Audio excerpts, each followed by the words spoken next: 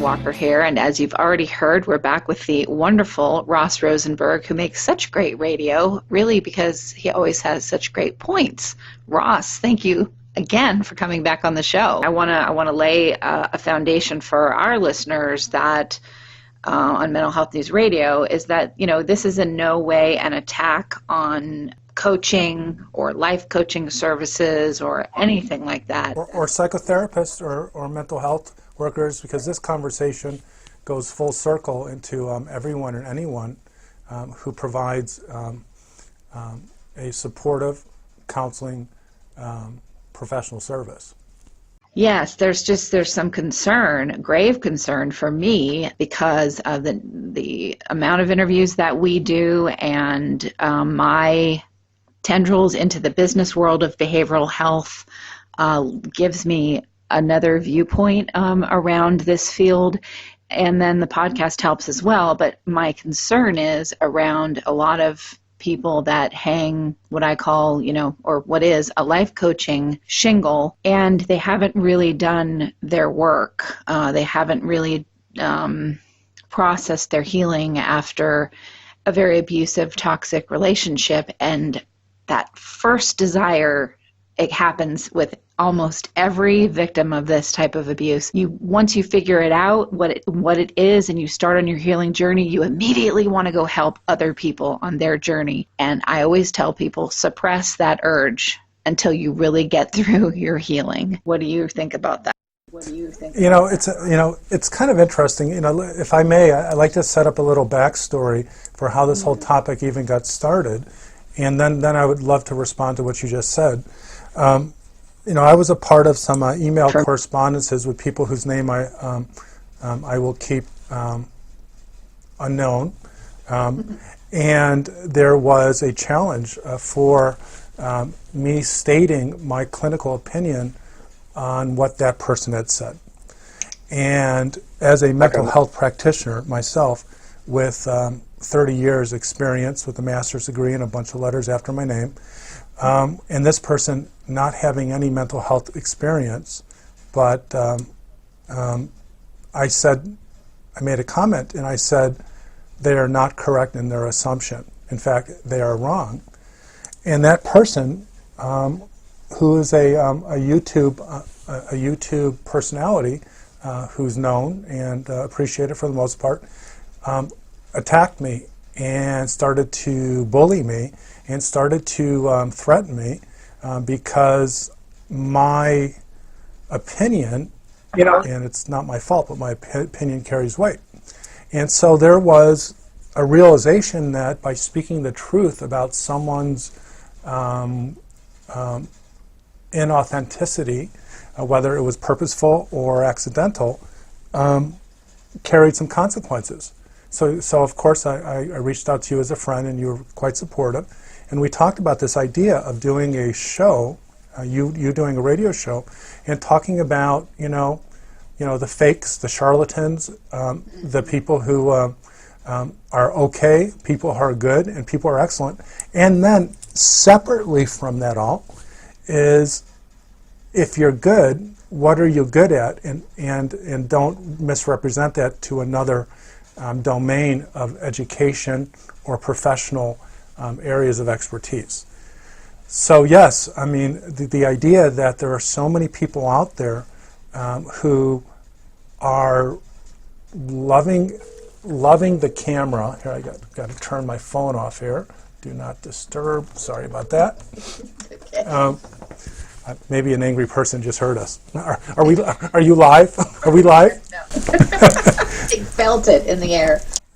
My goal is to help people understand what is a coach, what is a therapist, what is a licensed therapist, and then go to what you just said is, if you're working on your own problems and issues, how does that impact your level of effectiveness? There is a large majority, and I'm going to say about 55% or more, of anyone in the helping profession, and I mean majority, and I'm talking about psychotherapists, to coaches, to anyone, who come to the field because of their personal issues. And I, for one, am one of those people, and they don't know that their personal issues motivated them to want to help people.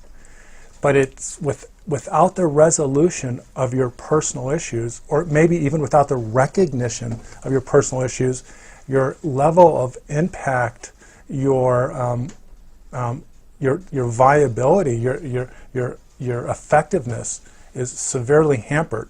And you and I have been seeing many examples of this on YouTube with coaches, with psychotherapists, with doctors. And some people don't even have qualifications, who just are pretty charming and have a big following. What do you think, Kristin? Absolutely true. I mean, I always say, and some of our listeners have emailed me and said, you can stop saying this, and about the fact that I'm not a clinician, I'm a patient of mental health services. But I say that often because, there are new people listening to the show all the time, and I get, it's a compliment, but even, when I interviewed Wendy Beharry on the show, at the end of the show, she said, "What? You're not a clinician?" I'm shocked. I felt like I was talking to a peer, and that's a huge compliment. But people have to understand, I've been in and out of therapy since I was 12. So at a fundamental age, my mind and talking out issues and working on myself really affected me greatly. And I'm grateful for that experience. But it's so concerning to me to know, because I've been in trauma, and the number of clinicians like you that I do interview, I can see when someone is in trauma, they haven't processed fully what they've experienced in a situation, and then they want to go out and help others, and they may have the most incredible loving intention, but I even know as a fellow patient that is not what they should be doing with their time at this moment, because they can actually impede the healing of someone else. And because of my great respect, the entire reason I even created this show was my love letter and thank you to behavioral health clinicians. Right. I don't want to say a life coach is, I know some that are wonderful and they don't have letters after their name and they're fantastic, but they've done their work. It's the ones that haven't that can cause some further damage to a patient looking to them for help, or a client looking to them for help. And it's the ones that actually have ill intent that are out there, and they somehow, because of the way our society works, have become very popular on YouTube and in social media circles, and they're actually spreading more damage out there. That was, our big reason, or my big reason for wanting to discuss this, because people do need to be careful. We are consumers. Don't just because you see someone with a pretty website and they have 5 million hits on their YouTube channel, that doesn't necessarily mean that they have good intentions. Nor does it mean that they actually have any business giving anyone advice whatsoever.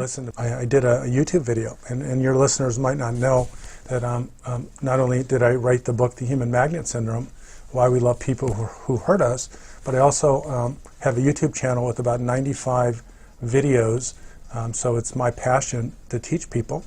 And I also have longer full-length videos, which I'll talk about a little bit later.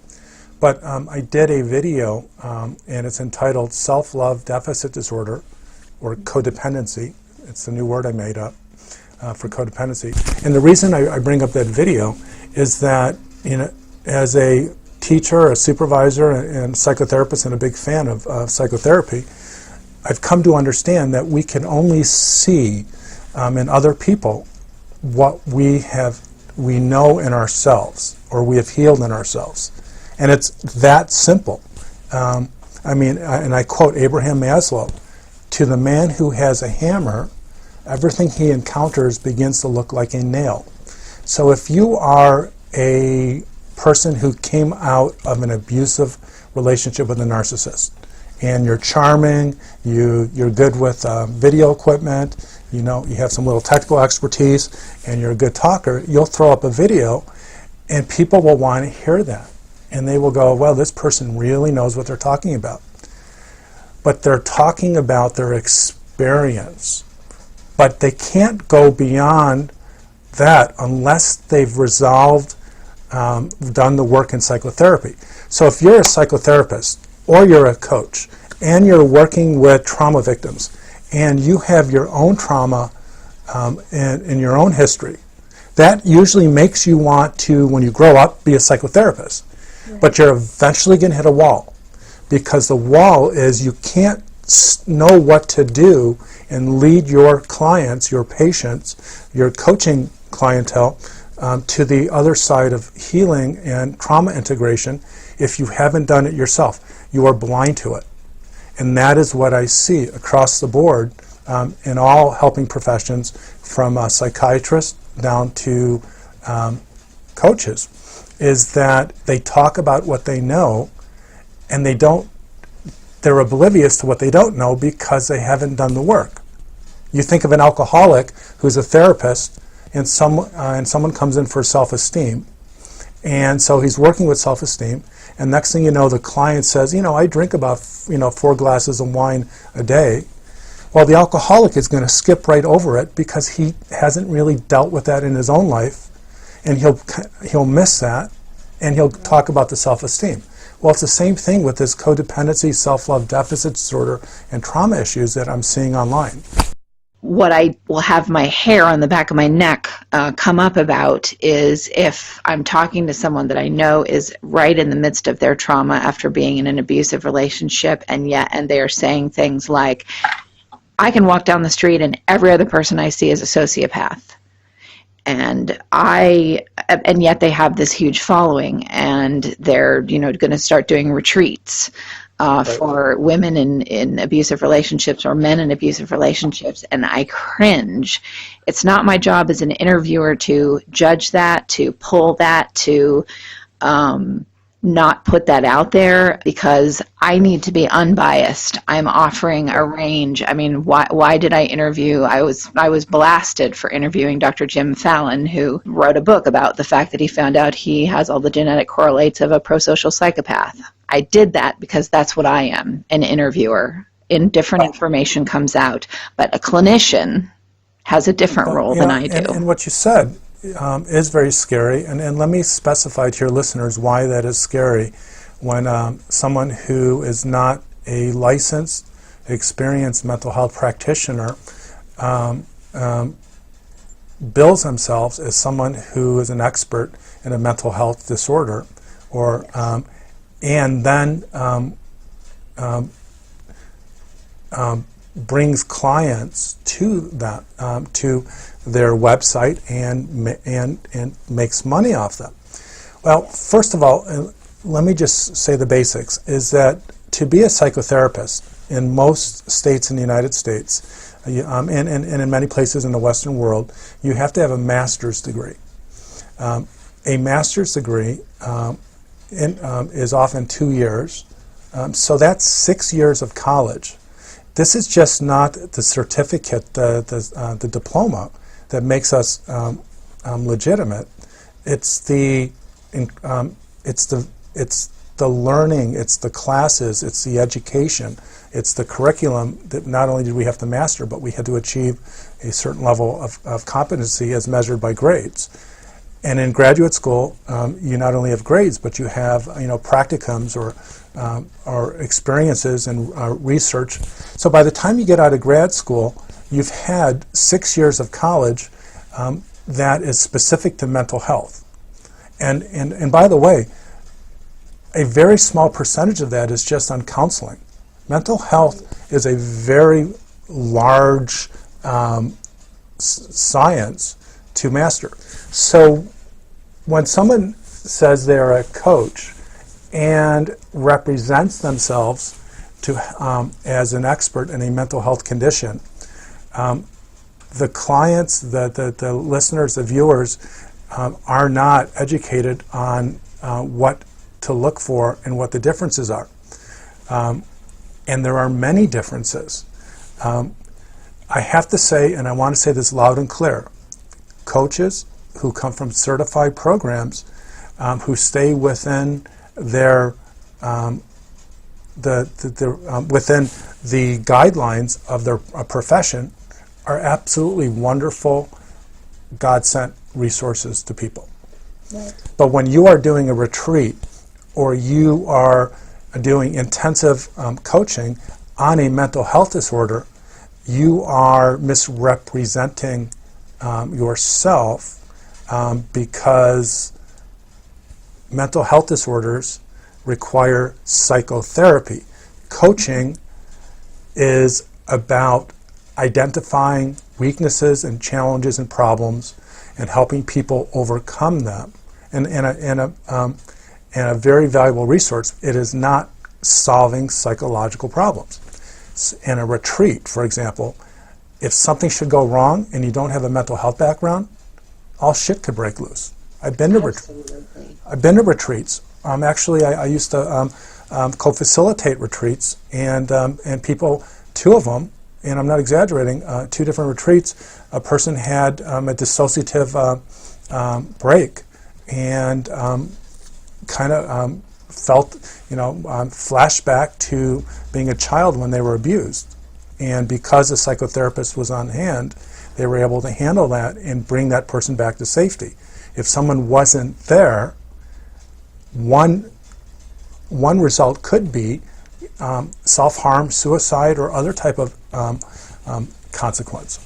That's such a good point. I'm glad you brought that up, because I myself went to a retreat. I was supposed to be there a weekend, and I ended up, because they're so good at selling themselves, and I was in such a traumatized place after a very toxic relationship with a covert narcissist, I ended up staying 3 months and doing a whole bunch of free work and, all of this stuff. And what I witnessed at the end of it, I'm so glad that experience happened. I'm one of those people that lives in gratitude for every step on the journey, and that comes after years of not living in gratitude because I was in far too much trauma to get there. So I'm grateful to be in that place now, but I watched that exact thing happen, and my parting words to this place when I left was, it is unethical, it is immoral what you are doing with people. You are opening them up, and you have no one there with a clinical background to catch them. And that is why every person that leaves eventually ends up in a psych ward. And you know what? I'm really glad that you brought this up, and because it actually coincides with an event that I'm having. And let me describe what I am doing I'm hosting a self-love recovery retreat on May 20th. And July 14th. It's a 2.5-day intensive retreat. But I want to give you just a little background of what I do that is purely based upon clinical integrity and clinical sound clinical background. First of all, I limit the retreat to only 10 people. I could make I have a big name. I could easily bring in 20 people in the retreat. Right. But I understand as a psychotherapist that you could only provide this type of psychological mental health service or background with a certain amount of people. I also invested, and this costs money, in bringing another psychotherapist, a licensed psychotherapist, to join me, because the people aren't going to get the same bang for their buck, the same psychological experience, unless there's enough therapists to facilitate the growth that we promise. But what I also do is, and therapists do this in the retreats, the good ones, is we have interviews. Everyone that goes to wants to go to this retreat, I interview them from up to 15 minutes or half an hour to ascertain their mental health and how they will impact other people. Mm-hmm. So that integrity, that clinical integrity that is so important for me to keep in my retreat, really is born out of my psychotherapy clinical background and knowing what I can do and what I can't do and how I'm going to do it. And by the way, I've turned down 2 of 5 applicants. And the retreat cost $1,850. So I'm turning down $3,700 something dollars because I don't want to compromise the safety of others. This is inbred, taught to a clinical licensed practitioner. So what are your thoughts about that? Well, I love that, and I love there's some, from the business side of things, just so listeners know, because of, and my listeners know, I'm heavy on the technology side of behavioral health, so I have this whole other world inside of behavioral health that is it's invaluable for me to get steeped and entrenched in that world. So I understand things like insurance. I understand things like there are many licensed clinical professionals who also have to hang a shingle of life coaching because they have people from out of state that want their services, and they can't be, because of insurance and things like that, they have to be careful because this is telehealth. I mean, there's so many things that come into play. However, the fact that you are saying that you've turned people down, that you are caring about the integrity of the group as a whole, these are all things that are good questions for listeners to ask. Take what Ross just said and ask a retreat, do you do these things that Ross just said? Because if they can answer yes and show you who are the facilitators that are going to be there, what are their credentials, and if one of them is a life coach, but there's also licensed clinical practitioners there as well, great, fantastic. Everyone can bring something to the table, but don't just blindly walk into a retreat without remembering that you're a consumer.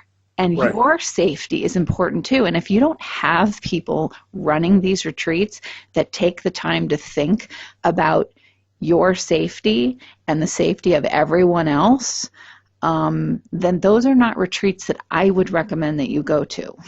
And I want to bring up, the 2 retreats that I was a staff member in. It was an organization I was involved with for about 11 years.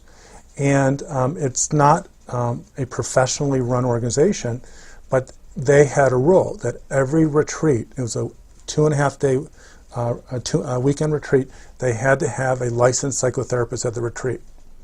And I respected them for that. And I was at 2 retreats a licensed psychotherapist.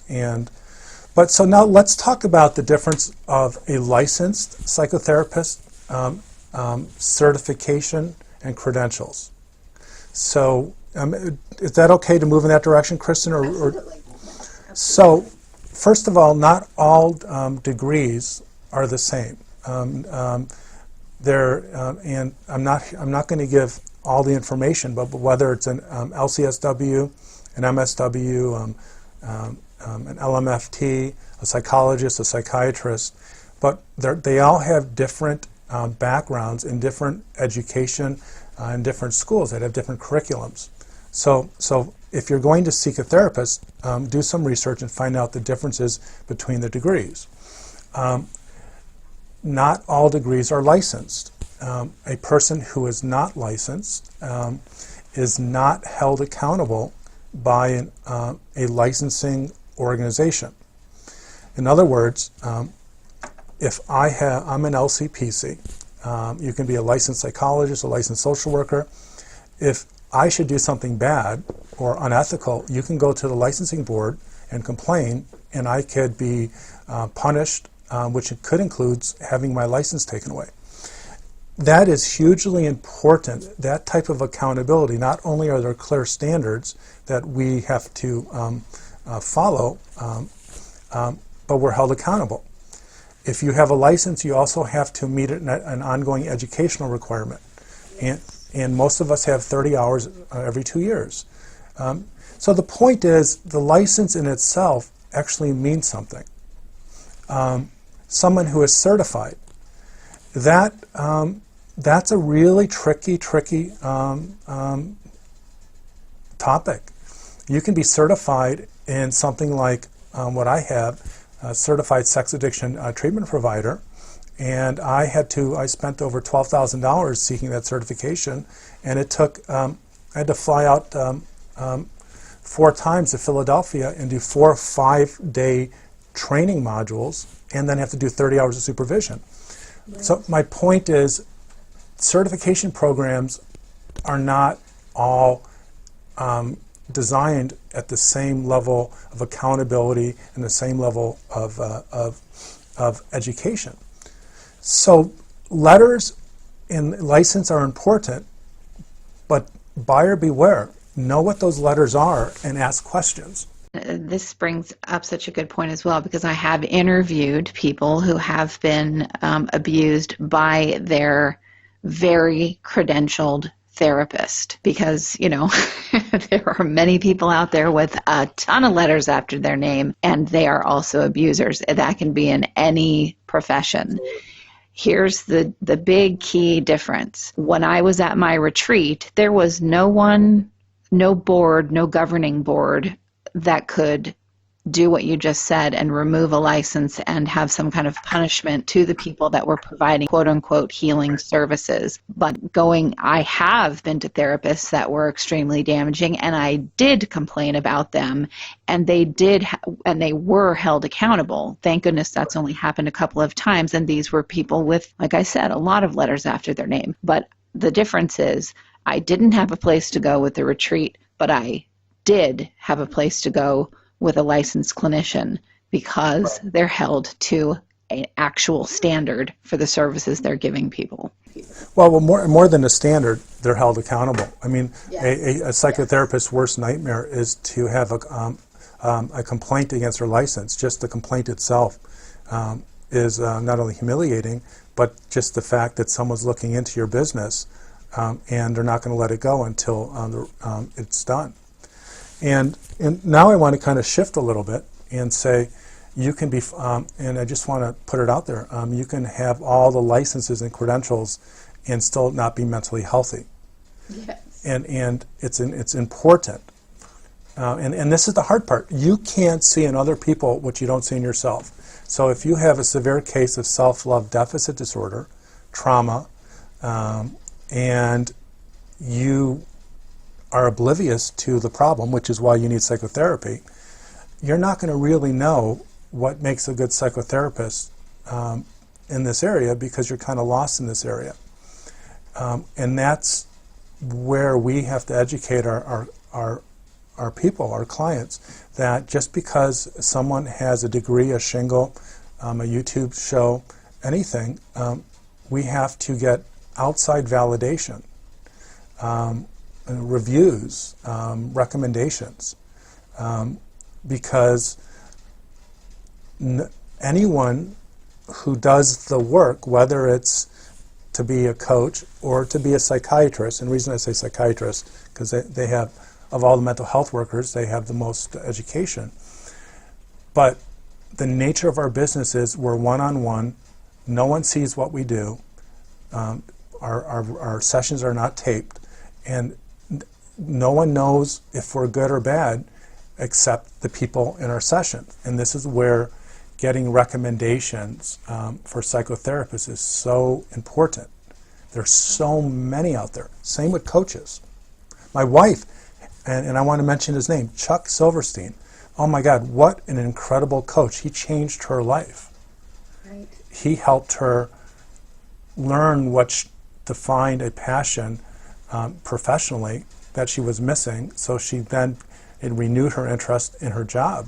I mean, a therapist could not have done that. He was trained in that. So this goes to all professions who are helpers. Right, and I like one of the things that you wanted to discuss today, which was understanding the solving of narcissistic victim syndrome, and how it takes psychotherapy, not just supportive coaching. You can have a coach, but you also should have that shouldn't be the only place that you go. And the really good coaches out there will tell you that. I will work with you. They will have their own ethical standards saying, I will work with you as your coach, but I absolutely need your permission to discuss what you're comfortable with the therapist that you will also be seeing as you work with me. Well, actually, let me slightly clarify something you've said, is that it's not that the good coaches will say, hey, this is my limitation and this is what I'll help you with, and if you need psychotherapy, I'll refer someone to you. No, they're taught that. That is a part of their training and their certification. Right.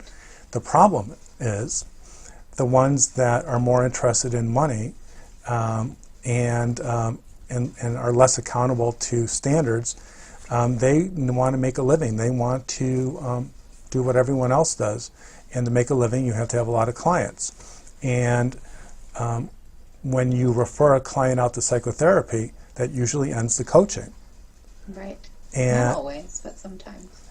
Usually it does, but not always. And that's where clinical standards are so important. And I'll give you an example. I just started this certification program for self-love recovery, and I accept coaches with advanced background and psychotherapists. And one of the person that's in my program is a coach and happens to have a PhD in nursing. There's a part of my technique that I won't teach her, that and I won't allow her to do, because it can only be done by a psychotherapist. Right. And still, she's able to help people that come see her, but I am teaching her about what she can and can't do, and she's going to follow through on that. We don't see that a lot with people that are out there with their fancy websites and YouTube channels that are promising the world. Here's something else too, Ross, with what's going on in the world, and especially in the United States. I don't love what's going on, obviously, but I do appreciate the irony that all of my people out there that I respect, like you, Wendy Beharia, that the list goes on and on and on, are so busy these days. Because the topic of narcissism, which has been something, under the radar, not out there and discussed by many people, or you've had people like you have had to fight to get people to listen, you're now really being taken seriously at a level that is unbelievable. Everyone I know has been in this arena is busier than they've ever been. But that also means that some of them out there are busier than they've ever been that should not be talking. You're absolutely right. I mean, now that this whole topic of narcissism and narcissistic abuse is so open, and with the YouTube and all the information out on YouTube, anyone can start talking about their experience and how they can help people. Now, and so let me be clear. I mean, there are some coaches, and I'll just name two, for example, Meredith Miller and Lisa Romano, who are the best in the business. I cannot recommend them enough. And they don't represent themselves as psychotherapists. But if you watch some of these YouTube videos, people are like talking about the same stuff over and over again, and everyone loves a personal story. Everyone wants to know what to do. Psychotherapy is not telling people what to do. Now, coaching, on the other hand, and I'm not trained as a coaching, but I think I know enough to say it's a whole different type of approach and does involve advice and guidance. Psychotherapy is a multi-layered, in-depth process that takes training and experience and supervision and background. So if you could take, magically, if we can pull up all of the YouTube videos on narcissistic abuse, and I'm going to just estimate probably 1,000 of them. Yeah. And that's probably a lower number. A lower number than there actually are, exactly. People are talking about their problems, and if you're good at talking about it, you're going to give people information. And by the way, it's very therapeutic for someone to hear a story from another person, and feel like someone understands them. That in itself is highly therapeutic, but it does not constitute the psychotherapy process. And one of the reasons that I've done so well on YouTube, if I may brag a little bit, I think I'm up to almost, I'll be at 6 million views in not too long, and who knows, 50-something thousand subscribers, is I'm a psychotherapist, and what I talk about is comes from my own personal experience, and I share it, but it is presented in a manner that is based upon research and clinical data, and I'm so glad that people like that. But it's different because other people can't go in that direction because they don't know it. So they try to get people to be emotionally connected to their story, to what they can do, so that they can meet with them and give them advice. And advice is not psychotherapy. Exactly. And that's, something that we've done from the beginning with the show.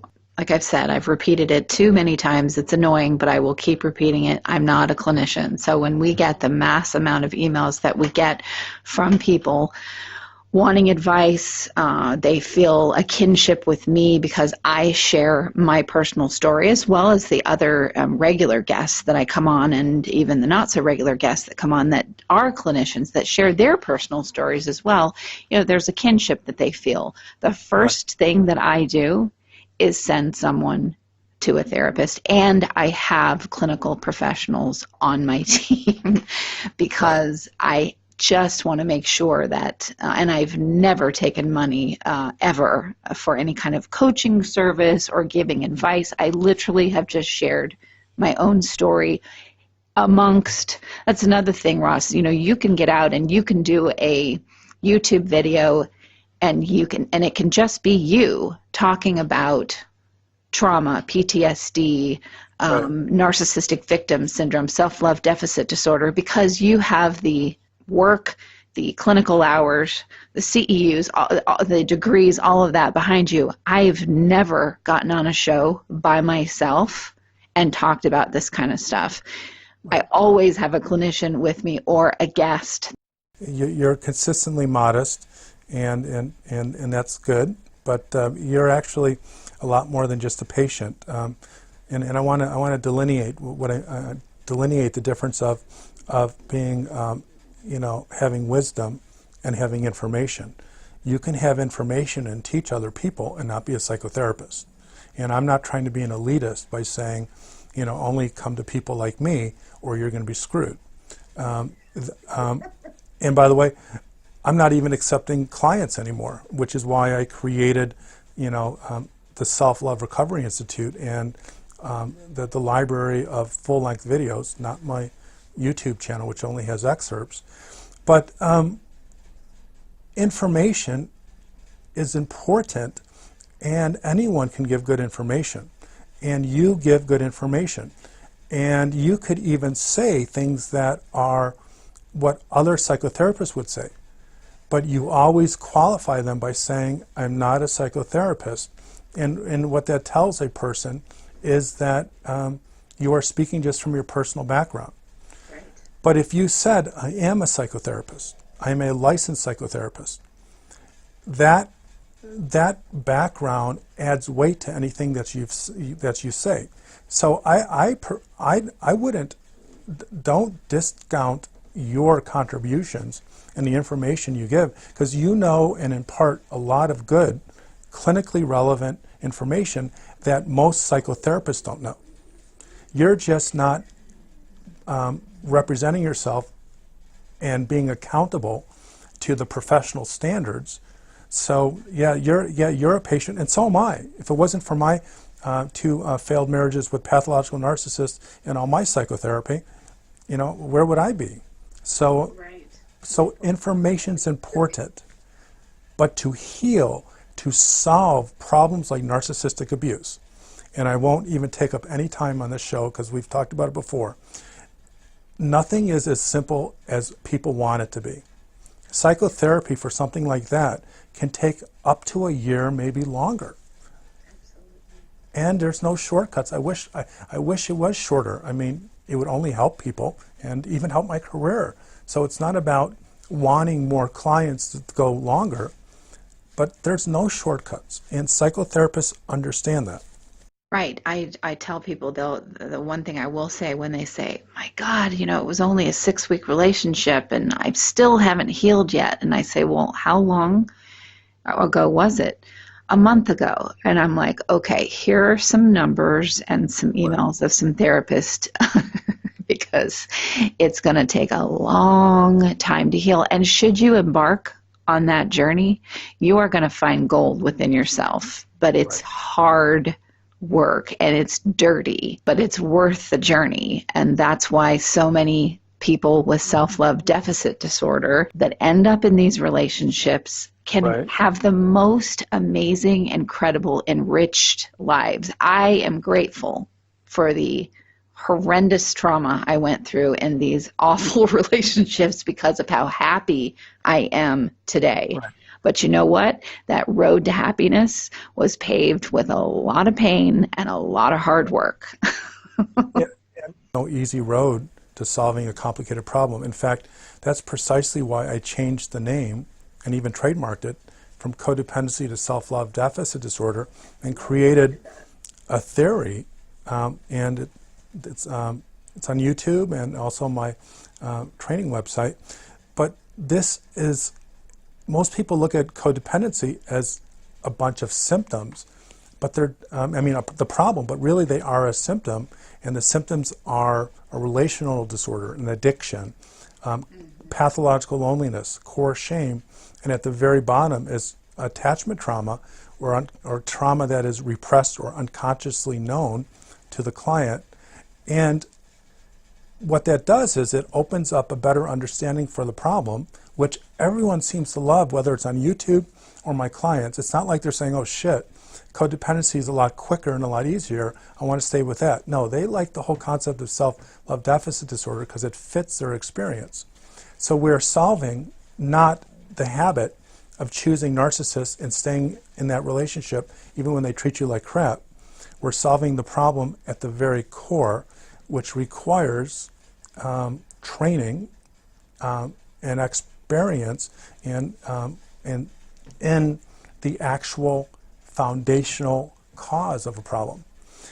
And that's where someone's credentials and backgrounds. And by the way, not all psychotherapists know this. Again, the last thing I want to do is to have a show that sounds elitist. Right. I don't think you haven't come across that way to me, and I have a big sniffer around that, so I wouldn't worry about that, Ross. It's just, it's just people do their homework. Because if SLDs or codependents, by nature, once they're in a relationship, it's hard for them to extricate themselves. If they're with a therapist, they'll stay with the therapist because they don't want to hurt their feelings or question them. So if you're with a therapist that pretends or promotes themselves as being able to do this or that, and they can't, the SLD or the codependent is likely to stay with that person. And that's the saddest part, because they can't know what to look for in a therapist if they don't know what's going on with themselves. And the saddest thing for me is to hear someone with that obviously they're still in their trauma big time after one of these relationships, and they are, quote unquote, helping other victims get through this. And I'll say to them, and I do this on purpose on shows, listeners, I will say to them, are you in therapy? Are you in therapy with a licensed clinician? I do that on purpose because when they say, no, I don't need that, I want listeners to hear, be very careful about what you're listening to. Right. You can't see me because, on your end it's just audio, on my end it's video, but I'm shaking my head. And I'm thinking of like so many people who talk the talk but haven't done the walk. And by the way, they don't tell people that. They make up a backstory, that says, hey, I have a trauma history and I have this training and this type of, neuro-linguistic this. Yeah, I've been raised by these people. Well, that doesn't mean you actually did the work around healing how you were raised by these people. Or I have, this type of background or these letters from this, and it's a red flag. And if the people have read my Human Magnet Syndrome book, they know about my continuum of self, and everyone fits on one side of the continuum. And the narcissistic side, or the self side, is if someone says, I've not been in therapy, or I don't need it, that's a red flag. Every therapist that I know has been trained and encouraged to go into psychotherapy early on. 80% of all psychotherapists have been in psychotherapy, according to research. So when someone says, I don't need it, but they want to help people, that's a sign of narcissism. It's Yes, it is. covert narcissism, because they're able to see in others and help others, but they can't see the same in themselves because they're troubled inside and they are disassociated from it. And that trouble is going to spill out onto every person that they are, quote unquote, trying to help. Right. I had this one therapist, and he was a psychologist. And I was complaining about something with my wife, just normal complaints. And my wife is wonderful and darling, and I love her more than anyone in the world, except my son, but that's different. I have to be careful. I don't want to get phone calls from both of them. And he started saying something about my wife. And I said, stop. I don't want any feedback about my wife. I was just kind of venting. I want to talk about me. And he wouldn't stop. And I set a boundary, and he got angry. And then he started to tell me that I shouldn't argue with him because of my own problems. And so what happened was I discovered that this therapist was a covert narcissist because he needed to be the expert and in control of the therapy, but when someone challenged him, he went on the attack. And I eventually walked out. It wasn't a very pretty sight. I can only imagine, because you that's something I respect about you. You do not back down from bullying. You will disengage when you know that de-escalation is needed in order for this to remain healthy for you, but you do not back down, and I totally respect that about you. You just posted something the other day about a review of your book, and you posted what your comment was and what the reviewer's comment was, and I just, I really like that. Well, I teach in my observe, don't absorb technique is that the worst thing you can do is fight a bully, but you're supposed to set boundaries and protect yourself, and the best thing you can do is set a boundary and disconnect. And thank you for that. But when you, whether it's a coach, a nurse, a doctor, or a psychotherapist, when you give them constructive feedback or disagree and they get angry at you, Yes. and they're a psychotherapist, that's a big red flag. That should not happen. Absolutely. Especially that covert bite back, because that therapist knows your quote unquote weaknesses, because that's what you're there, uncovering and working on and building muscles to help strengthen those weaknesses, so that they become strengths. And when they reach into the reservoir of what you have told them and use one of your wounds to bite you because they don't like you're setting a boundary with them, yet another big red flag. Yeah, and actually it reminds me of a story, and this is a story of many similar situations. But as a specialist in self-love deficit disorder or codependency, one of my therapeutic goals for my clients is to be able to set boundaries and not be afraid of consequences. And the very first person that they're going to do that with is often their therapist. So being an imperfect, and that's I am perfect, imperfect. Just want to make sure the audio is right. I will make mistakes. I will have lapses, and by the way, it's every so often. And I can think of just many examples where a client is mad at me, and if they're doing well in SLDD recovery, they will tell me. So this is how it plays out. They start at the beginning of the session, they say, I'm really upset at you and I want to tell you. My first reaction, which is the reaction of all psychotherapists, is to focus on what's happening and not get defensive, because the therapy is never about us. And so I am not bracing for a criticism. I am curious on what's going to happen, what he's gonna say.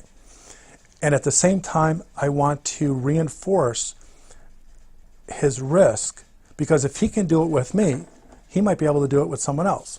So he'll say, I'm trying to think of one complaint. Talk too much about a video that you just created, and I felt that took 10 minutes of our time, and I didn't feel it was relevant. And so as they're talking, I'm saying, this is really good information. Can you tell me more about what upsets you?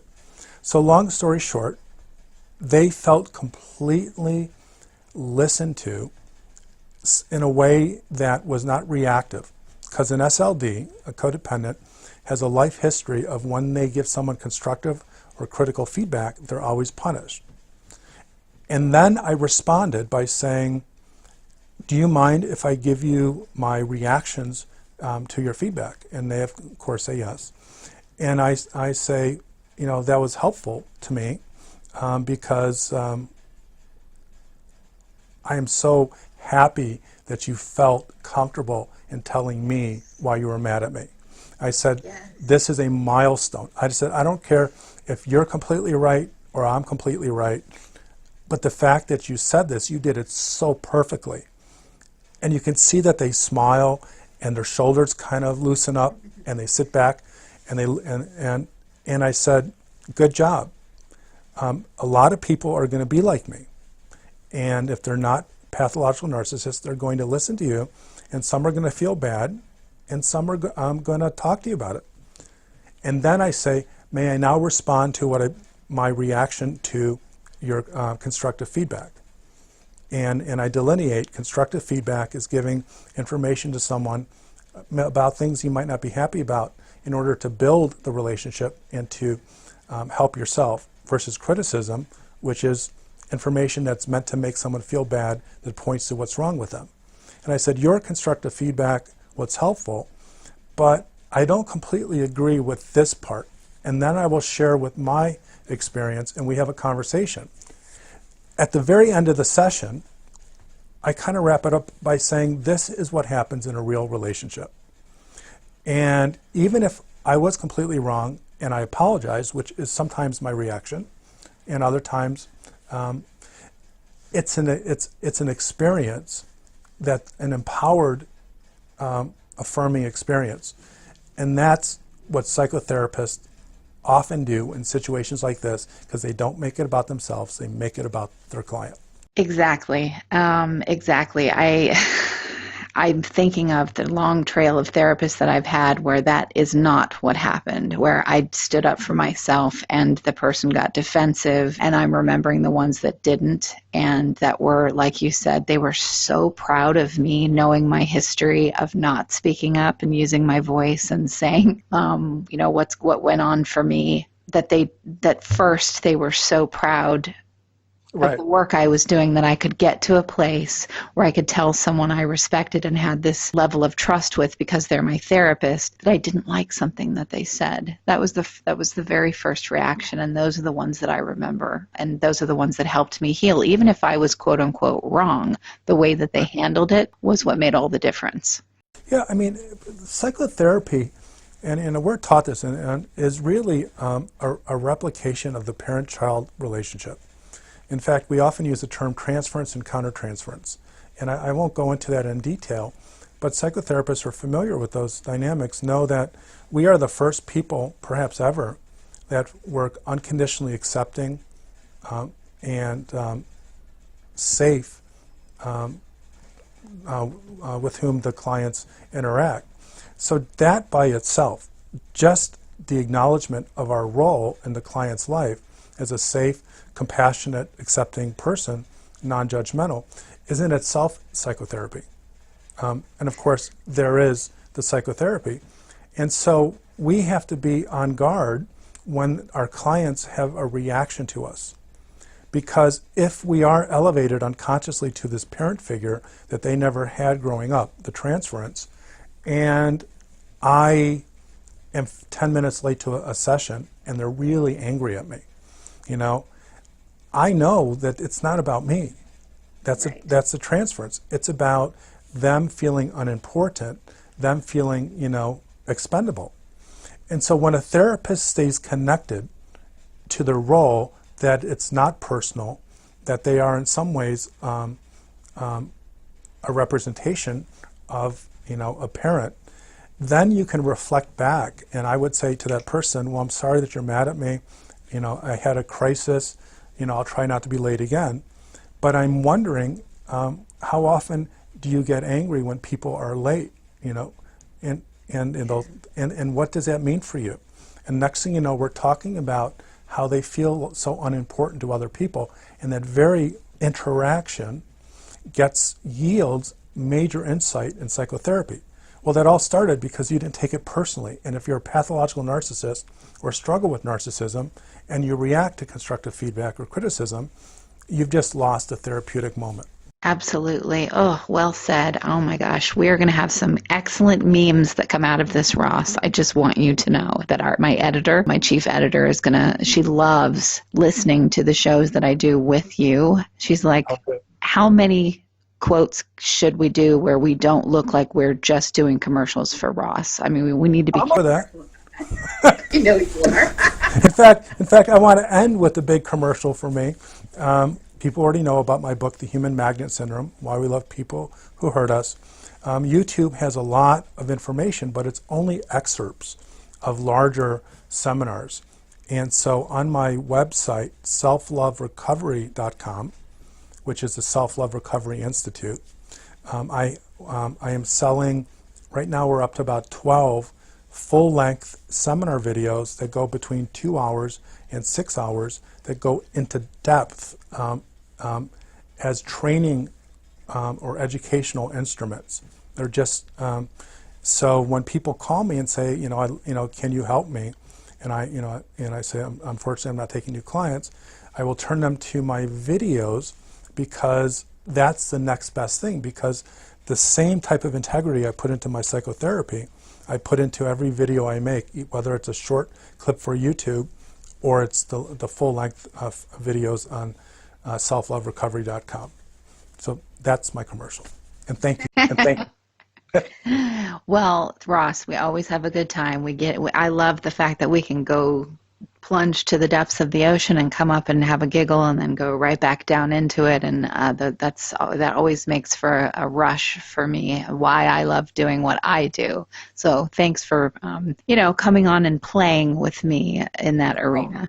And I'm glad that your listeners get a lot of value out of them. And I look forward to many more in the future. Absolutely. Absolutely. Well, I want to say thank you to our listeners yet again. And I know you always ask for Ross to come back. You got your wish. So thank you again for tuning in to another edition of Mental Health News Radio.